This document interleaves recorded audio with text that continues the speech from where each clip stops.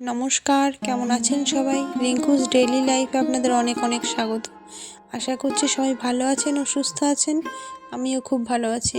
শীতকাল মানেই পিঠে পায়েস খাওয়ার সময়। তো আমিও আজকে পায়েস বানাবো। তো চলো শুরু করা যাক।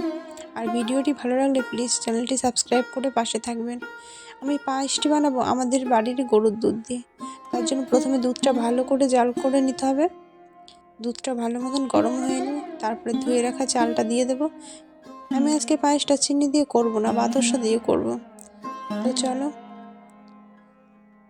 তারপরে এই যে চালটা ভালো মতন ফুটে এলে একটু নুন দিয়ে দেব, তারপরে বাতাসা অ্যাড করব যখন চালটা পুরোপুরি সিদ্ধ হয়ে যাবে। আসলে চাল সেদ্ধ না হলে মিষ্টি দিলে চালটা শক্ত হয়ে থাকবে, এজন্য চালটা প্রথমে ভালো মতন সেদ্ধ করে নিতে হবে।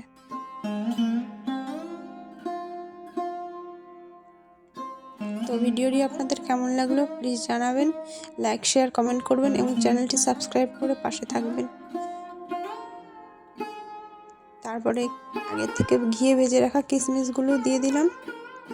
তারপরে ভালো মতন নেড়ে ছেড়ে এবার নামিয়ে নেওয়া যাক।